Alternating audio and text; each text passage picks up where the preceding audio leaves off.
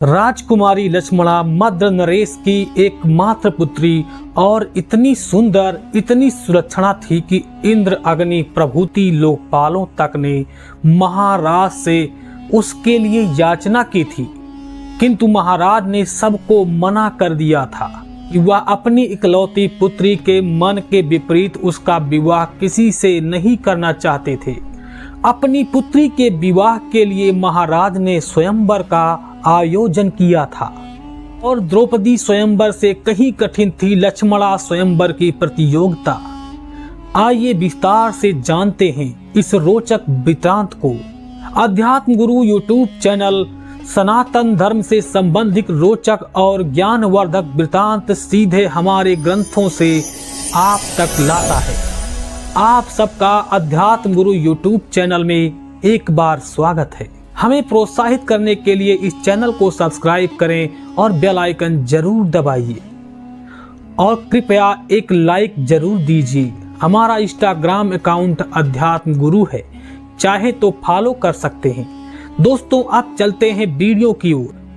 श्रीमद् भागवत पुराण के स्कंद 10 अध्याय 83 के अनुसार एक समय यादव पर कौरव कुल की स्त्रियां एकत्रित होकर आपस में भगवान श्री कृष्ण की त्रिभुवन में ख्याल लीलाओं का वर्णन कर रही थीं।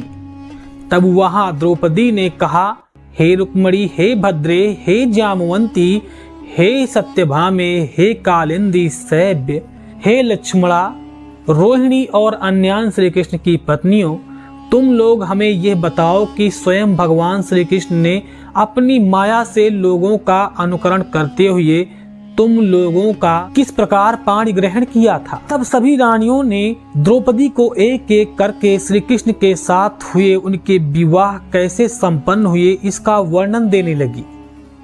जब लक्ष्मणा की बारी आई तो वह बोली, हे रानी जी, देव ऋषि नारद बार बार भगवान के अवतार और लीलाओं का गान करते रहते थे। उसे सुनकर ये सोच कर कि लक्ष्मी जी ने समस्त लोकपालों का त्याग करके भगवान का ही वर्णन किया, मेरा चित्त भगवान के चरणों के आसपास हो गया। मेरे पिता बृहस्सेन मुझ पर बहुत प्रेम रखते थे। तब उन्हें मेरी अभिप्राय मालूम हुआ। तब उन्होंने मेरी इच्छा की पूर्ति के लिए ये उपाय किया।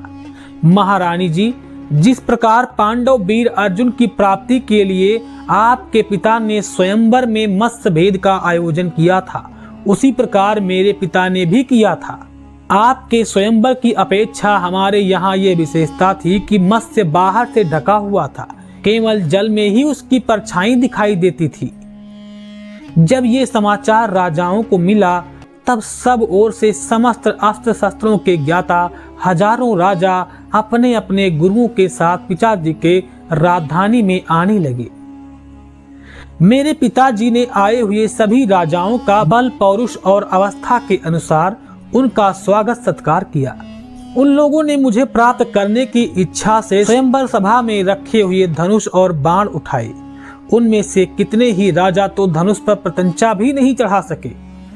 उन्होंने धनुष को ज्यों का त्यों वैसे ही रख दिया। कई राजाओं ने धनुष की डोरी को एक सिरे से बांधकर दूसरे सिरे तक खींच तो लिया, परंतु वे उसे दूसरे सिरे से बांध तक नहीं सके। उसका झटका लगने से कई राजा जमीन पर ही गिर पड़े।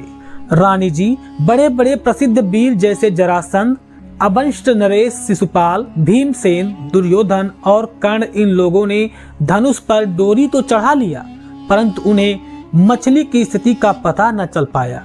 पांडव वीर अर्जुन ने जल में उस मछली की परछाई देख लिया और ये भी जान लिया कि वह कहाँ है।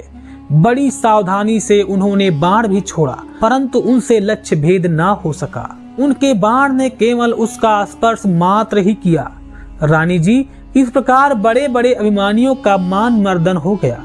अधिकांश नरपतियों ने मुझे पाने की लालसा एवं साथ ही साथ लक्ष्य भेद की चेष्टा भी छोड़ दिया। तब भगवान ने धनुष उठाकर खेल खेल में ही अनायास ही उस पर डोरे चढ़ा दिए। बाण साधा और जल में केवल एक बार मछली की परछाई को देखकर बाण मारा तथा उसे नीचे गिरा दिया। देवी जी, उस समय पृथ्वी में जय जयकार होने लगा और आकाश में दुंदुभियां बजने लगी। उसी समय मैंने रंगशाला में प्रवेश किया। मैंने चितवन से चारों ओर बैठे हुए राजाओं की ओर देखा, फिर धीरे से अपनी वरमाला भगवान के गले में डाल दी। जब मैंने इस प्रकार अपने स्वामी को वरमाला पहना दी, उन्हें वरण कर लिया, तब कामातुर राजाओं को बहुत कष्ट हुआ। वे बहुत ही चिढ़ गए थे। तब चतुर्भुज भगवान ने अपने श्रेष्ठ चारों घोड़ों वाले रथ पर मुझे चढ़ा लिया और हाथ में सारंग धनुष लेकर तथा कवच पहनकर युद्ध करने के लिए रथ पर खड़े हो गए। परंतु हे रानी जी, सारथी दारुक ने रथ को सब राजाओं के सामने ही द्वारिका की तरफ हाँक दिया।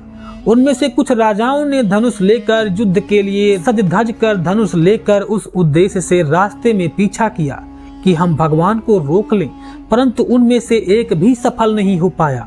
सारंग धनुष से छूटे हुए तीरों से किसी की बांह कट गई तो किसी के पैर कट गए और किसी की गर्दन ही धड़ से अलग हो गई। बहुत सारे लोग तो उस रणभूमि में ही सदा के लिए सो गए और बहुत से युद्ध भूमि छोड़कर भाग खड़े हुए। तदंतर यदुवंश शिरोमणि भगवान सूर्य की भांति अपने निवास स्थान स्वर्ग और पृथ्वी के सर्वत्र प्रशंसित द्वारिका नगरी में प्रवेश किया। उस दिन द्वारिका नगरी विशेष रूप से सजाई गई थी। मेरी अभिलाषा पूर्ण हो जाने से मेरे पिताजी बहुत प्रसन्न हुए। भगवान परिपूर्ण हैं, तथापि मेरे पिता ने प्रेमवश उन्हें बहुत सी दासियां, सब प्रकार की संपत्तियां, सैनिक, हाथी, रथ के घोड़े एवं बहुत से बहुमूल्य अस्त्र शस्त्र समर्पित किए। रानी जी, हमने अपने पूर्व जन्म में सबकी आसक्ति छोड़कर कोई बड़ी तपस्या की होगी, तभी तो हमें इस जन्म में स्वयं भगवान की प्राप्ति हुई। दोस्तों, हमारा आज का ये वीडियो आपको कैसा लगा, हमें एक लाइक देकर और कमेंट करके जरूर बताइएगा। हमें इतना समय देने के लिए आपका बहुत बहुत धन्यवाद। अगर आज का वीडियो आपको पसंद आया है तो इसे अपने मित्रों और रिश्तेदारों के पास भी शेयर कीजिएगा और ऐसे ही रोचक जानकारी के लिए आप हमारे चैनल को सब्सक्राइब जरूर कीजिएगा। लेते ही आपसे इजाजत, मिलेंगे ऐसे ही किसी अन्य वीडियो में। तब तक के लिए जय हिंद, जय श्री कृष्ण, जय सनातन।